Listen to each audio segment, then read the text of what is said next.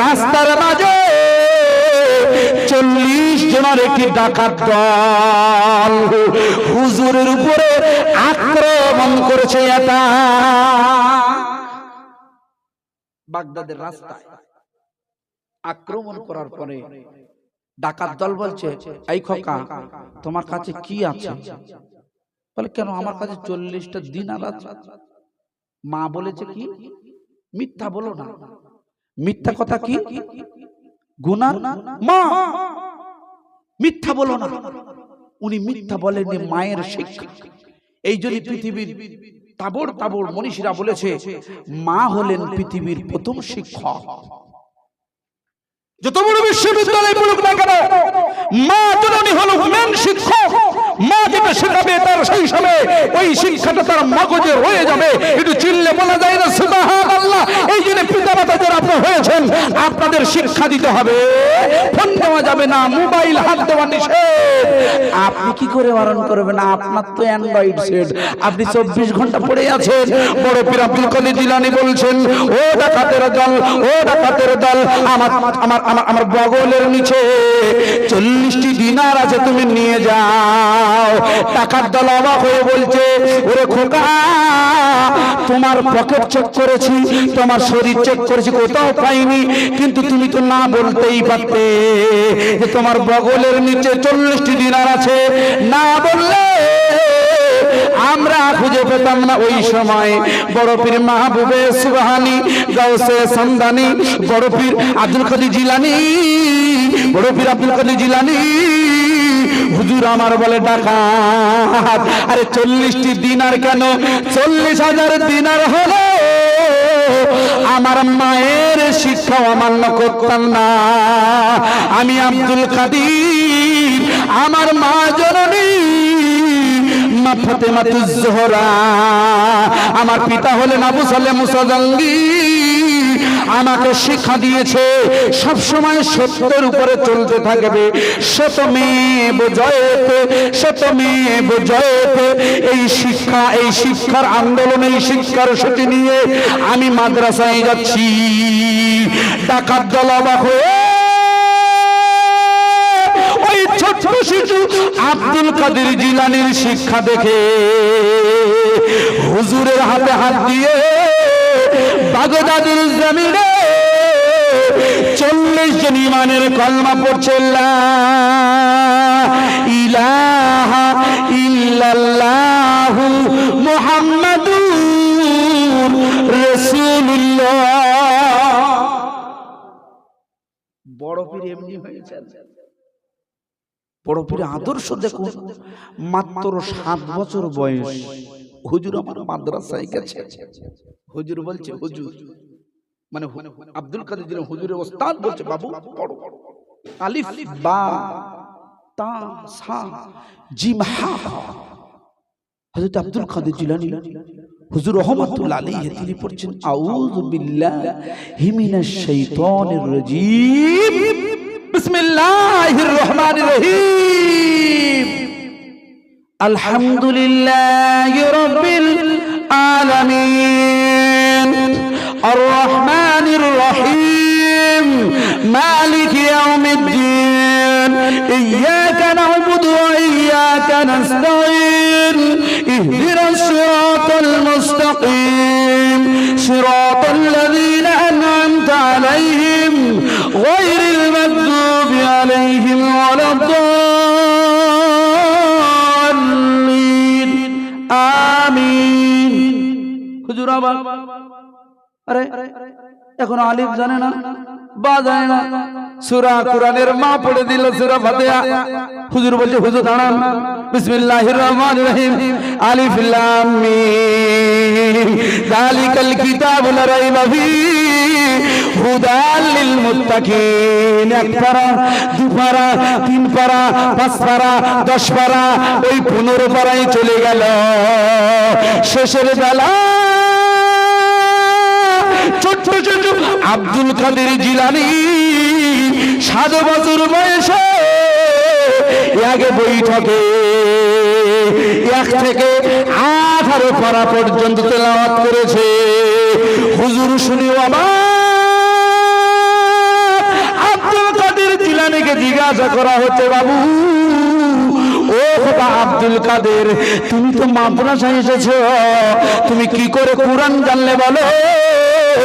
ওই সময় আব্দুল কাদের জিলানী বলছে, হুজুর আপনি জানেন না, আমার মা জননী যখন দোলনায় বসে বসে বসে বসে কোরআন পড়তেন, আমার আব্বা আবু সালেহ মুসা জঙ্গি যখন কাটতে জঙ্গলে চলে যেতে, আমি আব্দুল কাদের আমি মায়ের পেটে বসে বসে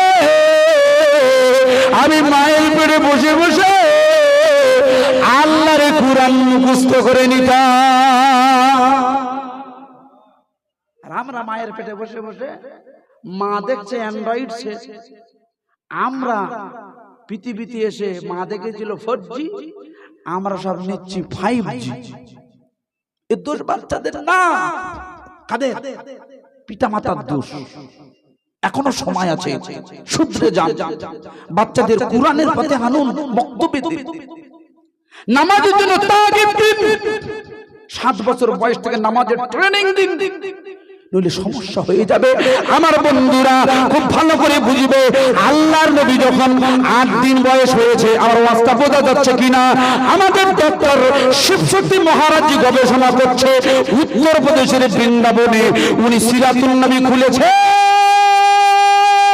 সাদ অঞ্চল থেকে মা হালিমা এসেছে আল্লাহর নবীকে নেবে বলে, কিন্তু যেদিন 11ই রবিউল আউয়াল নাই 12ই রবিউল আউয়ালে যেদিন জন্ম নিয়েছে, সেই সময় মদিনা শরীফের ইহুদিদের যিনি কমান্ডার মিস্টার হাসিন ইতিহাসটা খুলবে, ওই 12ই রবিউলের রজনীতে মদিনা শরীফের একটি দুর্গার উপরে উঠে, দুর্গা মানে উঁচু জায়গায় উঠে উনি গোটা মদিনার ইহুদিদের একত্রিত করে ওই সময় ঘোষণা করেছিল, ও মদিনার ইহুদিরা শোনো,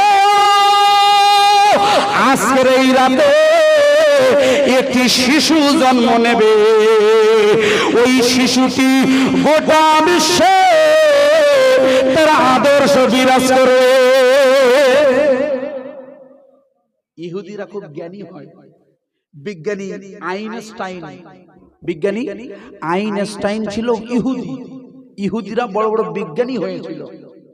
ইহুদিদের তোরা কেতাবে এই বর্ণনা দেওয়া হয়েছে, গীতার ভিতরে বলছে, সম্ভলে নামা বিষ্ণু যশ প্রাদুর্বমা, সম্বল শহরে অর্থাৎ শান্তির শহরে একটা শিশু জন্ম নেবে 12ই রবিউল আউয়াল।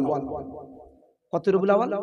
12ই রবিউল আউয়ালে জন্ম নেবে, যার শিক্ষাটা গোটা বিশ্বে বিরাজ করবে। ইহুদিরা জেনে ফেলেছে, 500 সেনা নিয়ে মদিনা থেকে রওনা। কটা সেনা? 500 সেনা নিয়ে মদিনা থেকে রওনা হয়েছে নবী মুহাম্মদকে জীবনের মতন মেরে দেবে। ওদের মিশন সাকসেস করার জন্য 500 সেনা নিয়ে মদিনা থেকে 400 মাইলের রাস্তা তায়েফের রাস্তাটা ধরেছে। ওরা উস্তারা যশ প্রবাহন, বেদের ভিতরে বলছে উস্তারা যশ প্রবাহন, মানে উটের পিঠে সওয়ার হয়ে হুজুর আমার দুধ মায়ের বাড়িতে দুধ খেতে যাবে। রাসূল আসার 1500 বছর আগে বেদ ঘোষণা করেছে।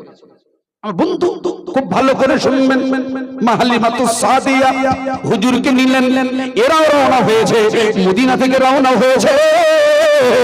মা হালিমাতুস সাদিয়া ওনার স্বামীকে বলছে, হারে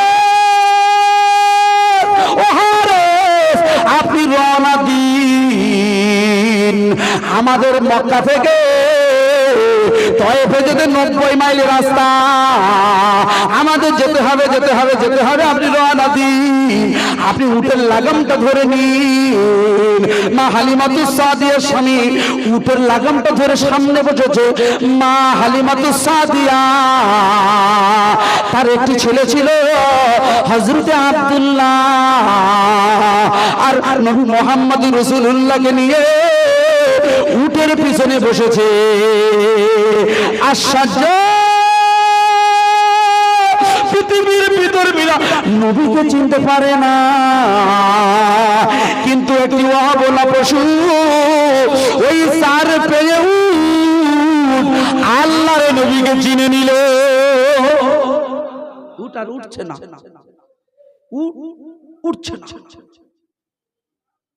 হারেসা বলছে, বিবি ও আমার বিবি হালিমা, এই উঠে করেছে আমরা এলাম, এখন কি হলো? এখন যায় না কেন? মা হালিমা তো সাদিয়া, ইনি জ্ঞানবান মহিলা, উনি বুঝতে পেরেছেন এই শিশুটি আশ্চর্য শিশু। ওর মা হযরতে মা আমিনাতুজ জোহরা বলে দিয়েছে, তারপরেও আমি এই রকম শিশু, আমি মা হালিমাতুজ সাদিয়া আমার জীবনেও আমি কোনোদিন দেখিনি। ও স্বামী, তুমি জানো না, জানো না, তুমি উঠ থেকে নামো, আমাকে সামনে দাও। যেই সামনে দিয়েছে, স্বামী হারেসা পেছনে যেই বসেছে, ওই জরাজুল মৌতি কারেন্টের গতিতে মরুভূমি সোয়ার হতে লেগেছে। জোরে হবে না সুবহানাল্লাহ? আল্লাহর নবীর সম্মান সবচেয়ে বেশি উটও জানে, ছাগলও জানে, মক্কার দুম্বারাও জানতো, কিন্তু হতভাগা মুসলমান আমরা জানি না, রাসূলের শিক্ষাটা নিতে পারেনি। আমার বন্ধুরা খুব ভালো করে বুঝবেন, আমি আগে বোঝাচ্ছি। ওই উটটি চলতে লাগলো, ওরাও 500 সেনাবাহিনী নিয়ে অ্যাটাক করতে লাগলো। অ্যাটাক করার জন্য ওরাও রওনা দিয়েছে। এমত অবস্থায় একটা সময় সন্ধ্যা নেমে এলো। মা হালিমাতুজ সাদিয়া উনি মরুভূমির ভিতরে তাঁবু খাটালো, তাঁবু। তখন তো কোনো প্রতীক্ষালয় ছিল না, তখন কোনো ঘর ছিল না। ওই তাঁবু খাটিয়ে ওরা রাত যাপনের জন্যে যখন রাতের বেলায় ওনারা যখন শুয়ে পড়েছেন, বিবি বলছে হারেসের স্বামী, আপনি যেন ঘুমাবেন না, কারণ আমার কাছে যে শিশুটি আছে অমূল্য শিশু, এই শিশুটিকে পাহারা দিতে হবে। হযরতে হালিমাতুজ সাদিয়ার স্বামী হারিস মাথার কাছে বসে আছে, গবেষণা করছে বৃন্দাবনের ওই মথুরার জমিন থেকে সিরাতুন নবী খুলবে। আমার আলোচনাটা দেখতে পেয়ে যাবেন বন্ধু। যখন হারেসা আল্লাহর নবীকে যখন পাহারা দিচ্ছে, উনি তখন দেখতে পেয়ে যায় একটি নীল বর্ণের নীল আকারের একটি নূর এসে, একটি উচ্চ জ্যোতিষ্কময় একটি বস্তু এসে আল্লাহর নবীর মাথার কাছে এসে পাহারা দিতে লেগেছে। আল্লাহর নবীর মাথার কাছে এসে পাহারা দিতে লেগেছে কে? একটি নীল বর্ণের আলো। আমি একটি হাদিস শরীফ পেশ করেছিলাম, বোঝানোর জন্য বলছি। রাসূল আমার মদিনা শরীফে বসে আছেন, হঠাৎ জিবরিল আমিন এসেছেন। আল্লাহর নবী জিজ্ঞাসা করছেন, কি জিজ্ঞাসা করছেন? ইয়া জিবরিল আমিন আলাইহিস সাল্লাতু ওয়াস সালাম, কাম উমরিকা, হে জিবরাইল তোমার বয়স কত? জিবরাইলের বয়স জিজ্ঞাসা করছে কে? বুঝতে পারেন? আল্লাহর নবী বলছে, হুজুর আপনার চাইতে বেশি হবে। বলছে, কত বেশি হবে? বলে, আমি সঠিক জানি না, তবে একটি ধারণা দিতে পারি। ধারণাটি হলো, যখন আল্লাহ পাক এই দুনিয়া, তামাম দুনিয়া তৈরি করেননি, তখন আল্লাহ পাক একটি নূর তৈরি করেছিলেন, নূর। ওই নূরটা চতুর্থ হিজাবের ভিতরে, পর্দার ভিতরে জ্বলতো, উদিত হতো। কতদিন পর পর? ৭০,০০০ বছর পর পর। আবার ৭০,০০০ বছর পর পর ওটা আবার অস্তমিত চলে যায়। এই নূরটা আমি ৭২,০০০ বার দেখেছি। তাহলে জিবরিল আমিন আলাইহিস সালামের বয়স ক্যালকুলেশন করা যাবে কি? এবারে আমি আপনাকে প্রশ্ন করছি, আল্লাহর রাসূলের বয়স কত? আমরা বলবো কেন 63, 63, ঠিক না বেটি? রাসূলের বয়স 63, কিন্তু না, আল্লাহ বলছে, হযরতে ইমাম গজ্জালি হুজুর লিখেছেন। কে লিখেছেন? ইমাম গজ্জালি। ইনি একজন ইসলামিক দার্শনিক পণ্ডিত। তিনি বলছেন দাকায়েকুল আখবারে কিতাব রচনা করে দিয়েছে।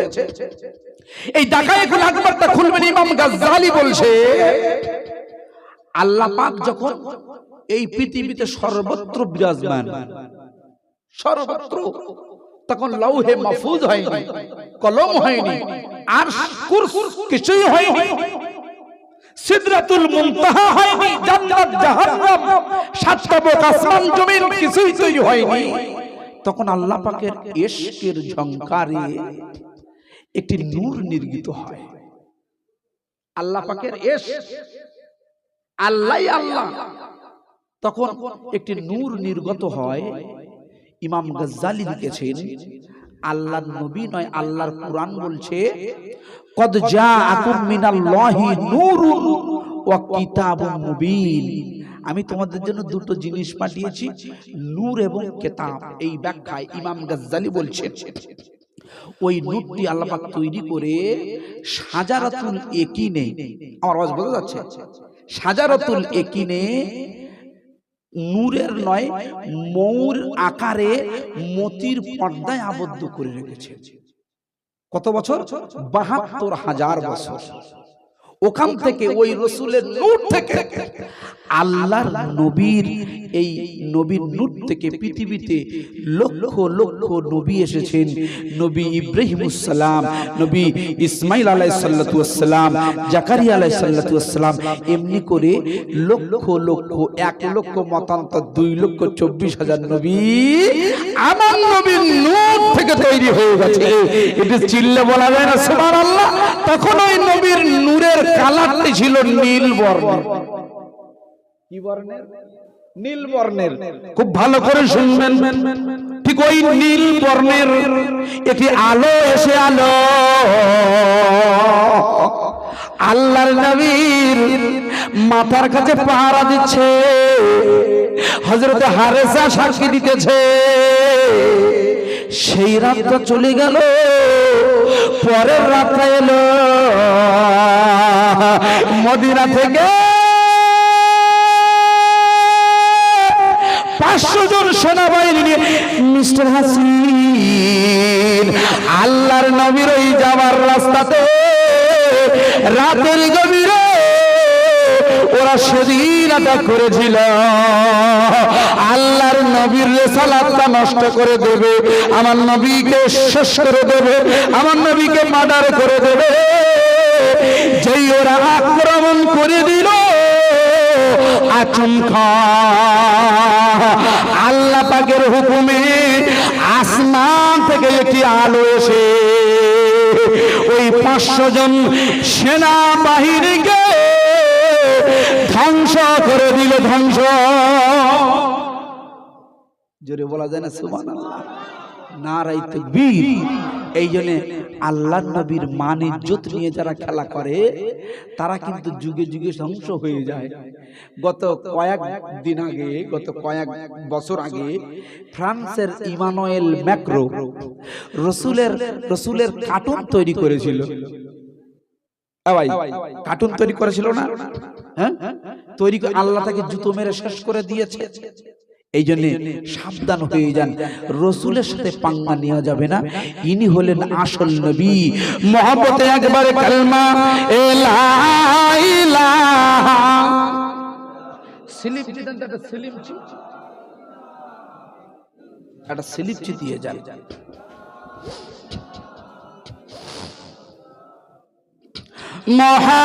মুহাম্মাদুর রাসূলুল্লাহ। নবী গেলেন তায়েফে, নবী গেলেন তায়েফে, পাথর মারে কাফেরে, রক্তের ধারায় পা দুখানি রাঙা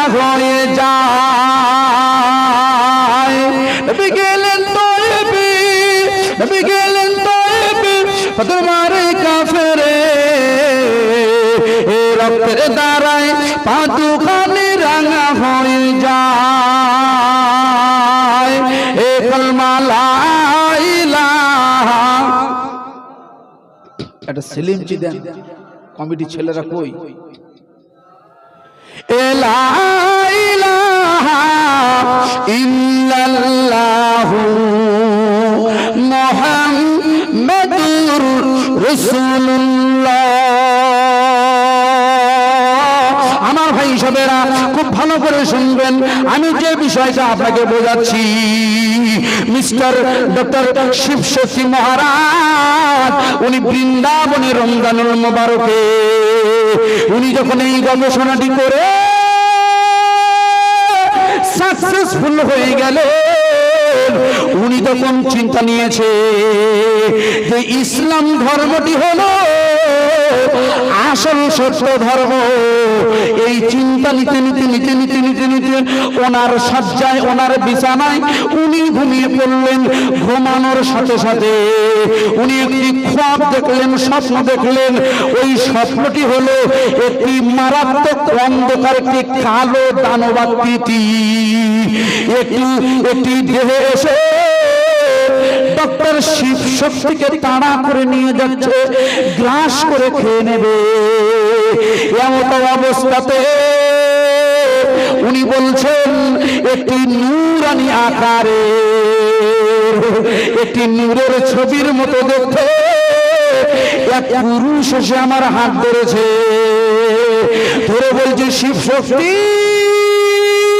তোমাকে অন্ধকার গ্রাস করে নেবে, তুমি এসো আলোর দিকে চলে আসো, আলোর দিকে চলে আসো। আমার হাতে হাতটা দিয়ে দাও আর কলেমা পড়ে নাও লা ইলাহা ইল্লাল্লাহু মুহাম্মাদুর রাসূলুল্লাহ। ডক্টর শিবশক্তি বলছে উনি যে রাতের বেলায় আমাকে কলেমা পড়িয়ে দিয়েছে উনি অন্য কোনো ব্যক্তি নয়, উনি হলেন মুহাম্মাদুর রাসূলুল্লাহ। জোরে হবে না সুবহানাল্লাহ। নবী মুহাম্মাদুর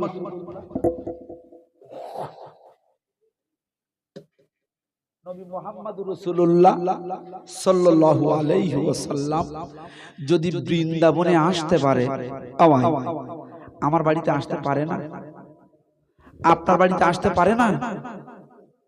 একদল বলছে কেন ফুরফুরে আসবে কেন, বলেছিল না বলে ফুরফুরে নাকি নবী আসতে পারে না। আশ্চর্য। দাদা হুজুর রহমাতুল্লাহ আলাইহি ইনি নিজে বলছেন, আল্লাহ রাসূল এসেছে বৈশ্যট আল্লামা হুজুর বলছে, খুব ভালো করে বুঝবেন। দাদা হুজুর একটি জলসা ছিল বাংলাদেশের কুমিল্লা। কোথায়? বাংলাদেশের কুমিল্লা। উনি ওখানে গিয়ে জলসা করবেন, কমিটির ছেলেরা বলছে হুজুর জলসা করতে হবে, আপনার তালবেলেমটা আসেনি, বৈশ্যট আল্লামা রুহুল আমিন শাহ আসেনি। দাদা হুজুরি তালবেলেম কে? বৈশ্যট আল্লামা রুহুল আমিন শাহ রহমাতুল্লাহ আলাইহি। হুজুর শুধু ওখান থেকে উনি চোখ বন্ধ করে রুহুল আমিনের স্মরণ করেছে, কিতাব দিয়েছে। দাদা হুজুরের জীবনীটা খুলে দেন, উনি স্মরণ করেছেন। বৈশ্যট আল্লামা হুজুর সেদিন জলসা ছিল হুগলি জেলায়। উনি বুঝতে পেরেছেন আমার আমার আমার পীর সাহেব কেবলা আমাকে স্মরণ করেছেন। কমিটি ডেকে বলছে, কমিটি আমি এখন বাংলাদেশে যাব। কমিটি বলল হুজুর আপনার মাথা খারাপ নাকি, এখান থেকে ফ্লাইটে যাবেন না ট্রেনে যাবেন? বলছে বাবা তোমরা জানো না আমার পীর আমাকে স্মরণ করেছে। গাল গল্প শোনায়নি বন্ধু, ভালো করে শুনবেন। বশিরাত আল্লামা রুহুল আমিন শাহ রাহমাতুল্লাহ আলাইহি উনি বলছেন কমিটি আমাকে এই সময় বাংলাদেশে যেতে, বাংলাদেশে। বলছে হুজুর কি বলেন? বলে হ্যাঁ, তবে আমার সাথে দুজন তালবে আমাকে দাও, আমি তাদের সাথে করে নিয়ে যাব। বলছি হুজুর কি করে যাবেন? বলছি সেটা আমার ব্যাপার আর আমার আল্লাহর ব্যাপার। জোরে বলুন সুবহানাল্লাহ। যারা দ্বীনের খেদমত করেন, যারা দ্বীনের তাবলীগের কাজ করেন, এরা সম্পূর্ণ রাস্তায় চলে আল্লাহর উপরে ভরসা করে। জোরে বলুন কিসের উপরে? ট্রাফিকের উপরে ভরসা করে নয়, আল্লাহর উপরেই ভরসা করে চলতে হয়। হযরত পীর রুহুল আমিন রাহমাতুল্লাহ আলাইহি হুগলি জেলার জমিন থেকে উনি দুইজন ভক্ত নিয়ে একটি হাজি রুমাল বিছিয়ে দিলেন। হাজি রুমাল কিতাব বলছে বন্ধু, তালবে ইলমদের বলছে তালবে ইলম তোমরা হাজি রুমালের উপরে বসো, তবে চোখটা বন্ধ করে নাও, চোখটা বন্ধ করে নাও। আমি যখন খুলতে বলবো তখন তোমরা খুলবে। হুজুর আমার হাজি রুমাল উপরে বসেছে। মিনিট পাঁচেক বাদে